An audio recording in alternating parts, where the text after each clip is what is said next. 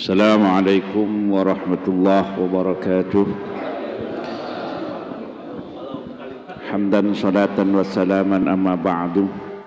Ashabal fadilah wal karamah, para alim, para ulama, para kiai, para asatid yang senantiasa saya ikuti fatwa-fatwanya, wabil khusus Al-Mukarram Kiai Haji Mir'an Syamsuri, Kiai Haji Nur Akmal, Kiai Haji Ahmad Qurtubi Hasan, Kiai Haji Kamaluddin, Kiai Haji Rosmiadi Halim,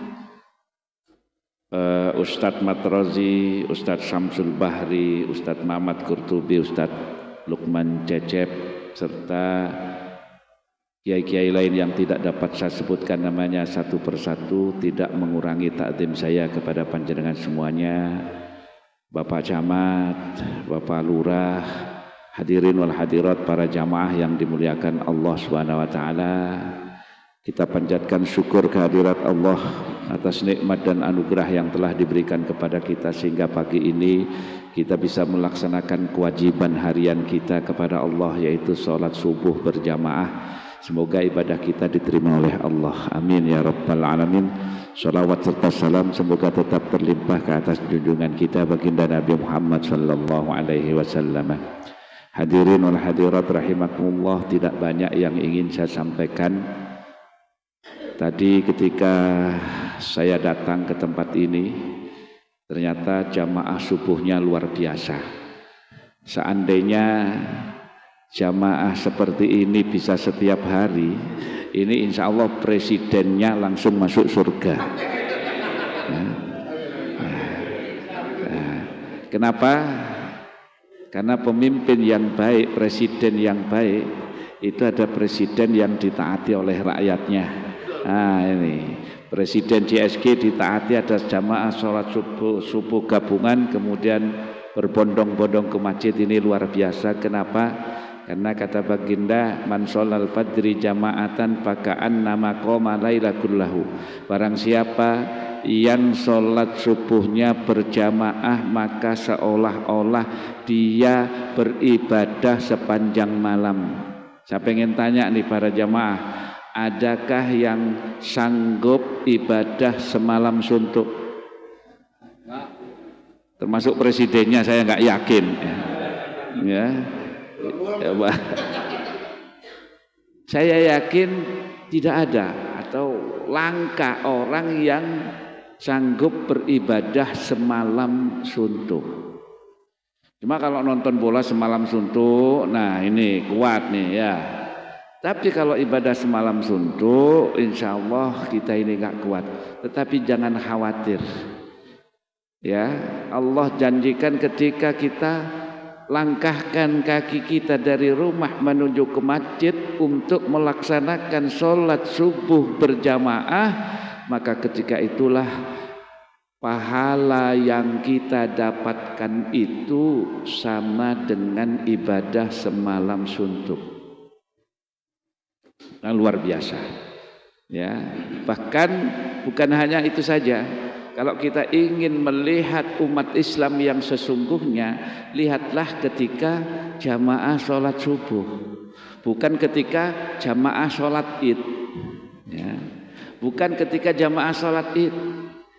Nah, sholat id itu sholat sunnah, tapi banyak orang yang berbondong-bondong mengerjakan setahun ya 2 kali itu sholatnya, ya, Idul Fitri sama Idul Adha, ya.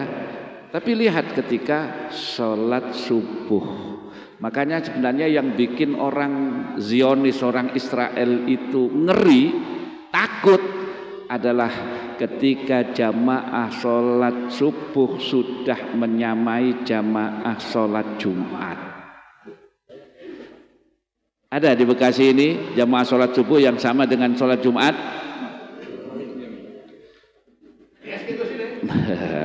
Alhamdulillah ini.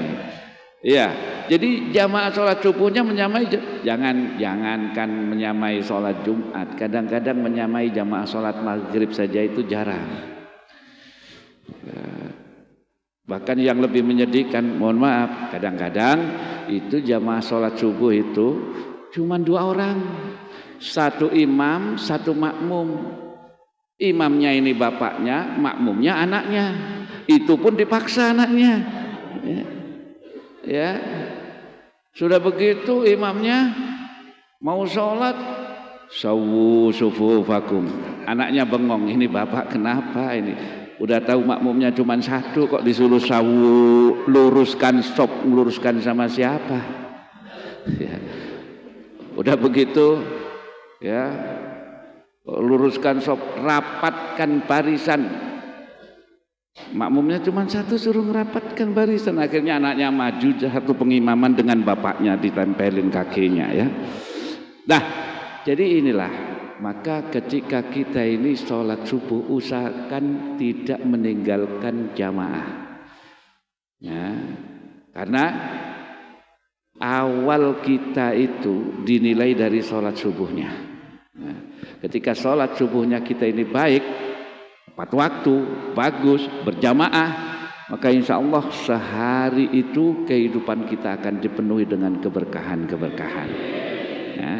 Nah, saya kira ini saja yang bisa saya sampaikan sebelum saya tutup. Saya juga mohon maaf karena setelah ini saya langsung pamit, Yai.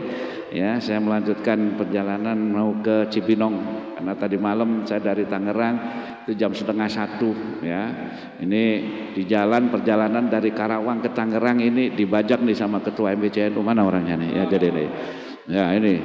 Nah, ini tukang bajak nih, ya. Setiap kali saya tiba ditelepon. Ya, awalnya bannernya nggak ada foto saya. Tapi tiba-tiba sama Ustadz Muhammad Qurtubi minta fotonya dipasang. Nah, pinter juga nih, kalau dipasang kan wajib datang, kan begitu ya, jadi itu ya.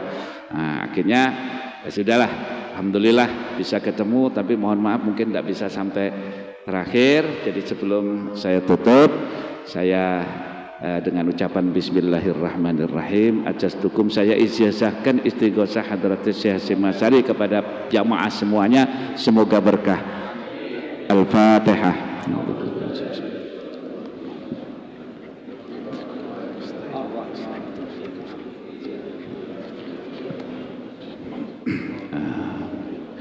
Terima kasih.